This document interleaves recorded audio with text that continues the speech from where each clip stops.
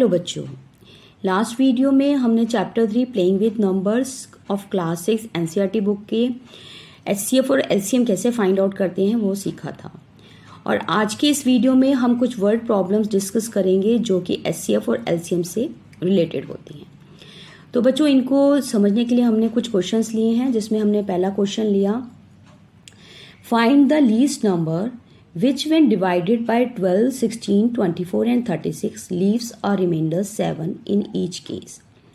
Question में पूछा है कि हमें वो एक सबसे छोटा नंबर निकालना है जो इन चारों नंबर से डिवाइड हो सके और डिवाइड होने के बाद 7 रिमाइंडर छोड़ सके।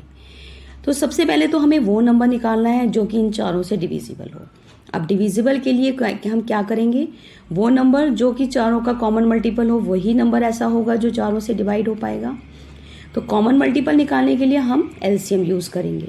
तो हमने इन चारों नंबर का एलसीएम निकाला और एलसीएम निकालने के लिए हमने डिवीजन मेथड यूज़ किया, जिसमें कि हमने सबसे पहले सबसे छोटे प्राइम नंबर से डिवाइड किया।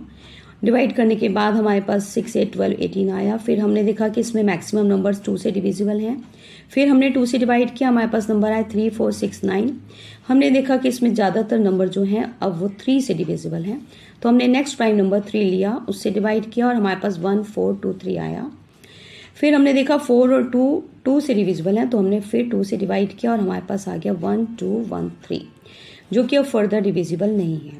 तो हमारा एलसीएम क्या हो गया, 2 × 2 × 3 × 2 × 2 × 3, जैसा कि आप स्क्रीन में देख रहे हैं। अब हमने एलसीएम क्या निकला हमारा, इनको मल्टीप्लाई करके जो आंसर आया 144। अब 144 वो नंबर है जो इन चारों नंबर से फुल्ली या कंप्लीटली डिविजिबल है। पर हमें क्वेश्चन में पूछा है कि हमें तो वो नंबर निकालना है जो कि इन चारों नंबर से डिवाइड करने के बाद हर केस में 7 रिमाइंडर बचे। तो 7 रिमाइंडर बचने के लिए हम क्या करेंगे, हम इसी नंबर में 144 में अगर 7 ऐड कर दें तो जब भी ये चारों नंबर इसको डिवाइड करेंगे तो डिवाइड करने के बाद 7 रिमाइंडर बचेगा। तो हमने क्या किया, 144 में 7 ऐड किया और हमारे पास आंसर आ गया 151। तो बच्चों 151 वो नंबर है जो इन चारों नंबर से डिवाइड होने के बाद 7 रिमाइंडर बचता है। तो नेक्स्ट क्वेश्चन में बच्चों हम देखते हैं क्या है, 2 ropes, one 8 meter long and other is 12 meter long, are to be cut into pieces of same length. Then what will be the maximum possible length of each piece? Question में उसने हमसे पूछा है कि 2 रोप्स हैं हमारे पास, एक रोप की लेंथ है 8 मीटर और दूसरे की है 12 मीटर। अब दोनों रोप्स को हमें पीसेस में कट करना है और जो पीसेस जो कट करेंगे हम उनकी सेम लेंथ होनी चाहिए। तो हमें निकालना है कि उन पीसेस की वो कौन सी मैक्सिमम पॉसिबल लेंथ होगी। तो मैक्सिमम पॉसिबल लेंथ निकालने के लिए बच्चों हमें क्या करना है, वो कॉमन फैक्टर, वो फैक्टर निकालना है जो दोनों का कॉमन हो। तो दोनों का कॉमन फैक्टर निकालने के लिए हम क्या करेंगे, एचसीएफ यूज़ करेंगे। तो हमने यही किया बच्चों, हमने दोनों के एचसीएफ निकालने के लिए पहले उनके प्राइम फैक्टर्स निकाल लिए। तो हमने 8 का प्राइम फैक्टर निकाला तो वो आ गया 2 × 2 × 2 और दूसरे का प्राइम फैक्टर 12 का निकाला तो वो है 2 × 2 × 3। अब आपको पता है कि एचसीएफ में हम लोगों क्या करते हैं, हम दोनों में देखेंगे जो कॉमन है वो उसका एचसीएफ होगा। अब आप इसमें देखेंगे 2 × 2 इसमें भी है, 2 × 2 इसमें भी है, तो 2 × 2 means 4 is the HCF of 8 and 12। तो दोनों रोप्स को जब हम इक्वल लेंथ के पीसेस में काटेंगे तो उनकी मैक्सिमम पॉसिबल लेंथ कितनी होगी, 4 मीटर, जो कि इन दोनों का एचसीएफ है। इसी तरह से नेक्स्ट क्वेश्चन में बच्चों हमारे पास दिया हुआ है, the circumference of 3 tyres are 40 centimetre, 50 centimetre and 70 centimetre. If they are moving simultaneously then what is the least distance they should cover in complete revolution. Question में उसने बोला कि हमारे पास 3 टायर्स हैं, उनकी सर्कमफ्रेंस गिवन है 40 सेंटीमीटर, 50 सेंटीमीटर एंड 70 सेंटीमीटर। अगर वो साइमल्टेनियसली मूव कर रहे हैं तो क्वेश्चन में पूछा कि वो कितना लीस्ट डिस्टेंस कवर करेंगे अगर कंप्लीट रेवोल्यूशंस में देखा जाए। तो अब कंप्लीट रेवोल्यूशंस में लीस्ट डिस्टेंस निकालना है तीनों टायर का।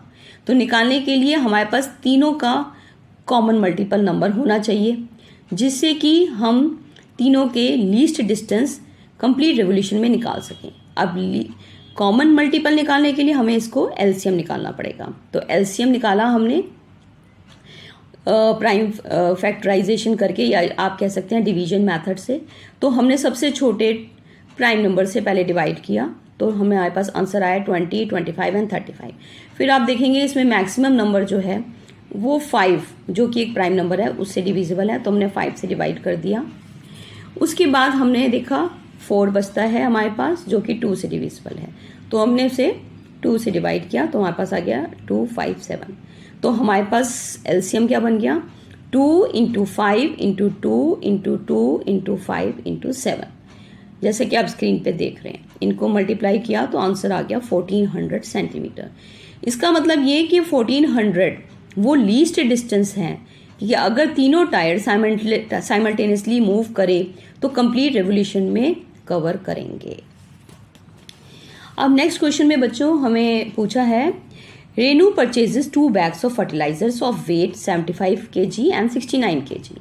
Find the maximum value of weight which can measure the weight of fertilizer in exact number of times. उसने कहा कि रेनू ने 2 बैग खरीदे हैं फर्टिलाइजर्स के, जिनका वेट है 75 kg एंड 69 kg। अब हमने उसे वेट करना है, तो हमें उसकी वेट को मेजर करने के लिए जो वेट यूज़ करेंगे वो उसकी मैक्सिमम वैल्यू निकालनी है, जिससे कि वो उसे इक्वल नंबर ऑफ टाइम्स में मेजर कर सके। तो बच्चों जो हमें फर्टिलाइजर्स के वेट गिवन हैं उनको maximum equal number of times में मेजर करने के लिए मैक्सिमम वैल्यू ऑफ वेट निकालनी है। तो इसके लिए हमें इन दोनों का वो नंबर निकालना है जो इन दोनों का कॉमन फैक्टर हो। अब कॉमन फैक्टर निकालने के लिए हम इनका एचसीएफ निकालेंगे।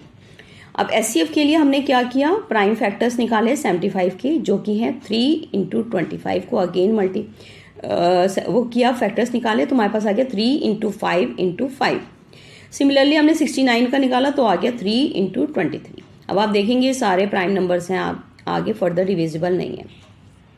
अब इन दोनों में कॉमन फैक्टर क्या है, 3 है, तो 3 इन दोनों का एचसीएफ हो गया। इसका मतलब हमने जो वेट यूज़ करना है उनको मेजर करने के लिए इक्वल नंबर ऑफ टाइम्स में उसकी मैक्सिमम वैल्यू कितनी होगी, 3 kg होगी। तो आई होप बच्चों इन एग्जाम्पल्स के थ्रू आप अच्छे से समझ गए होंगे कि कैसे हम वर्ड प्रॉब्लम्स जो कि एचसीएफ और एलसीएम से रिलेटेड या उन पे बेस होती हैं उनको कैसे फाइंड आउट करते हैं। तो आज के लिए बच्चों इस वीडियो में इतना ही, और ये चैप्टर जो कि चैप्टर 3 है आपकी एनसीईआरटी बुक का, वो यहीं फिनिश होता है। अब हम नेक्स्ट चैप्टर्स के साथ नेक्स्ट वीडियो में कंटिन्यू करेंगे। तब तक के लिए बाय। और अगर आपको ये वीडियो पसंद आया तो प्लीज़ इसे लाइक एंड शेयर कीजिए, और अगर आपने अभी तक इस चैनल को सब्सक्राइब नहीं किया है तो प्लीज़ इसे सब्सक्राइब कीजिए। थैंक यू बच्चों।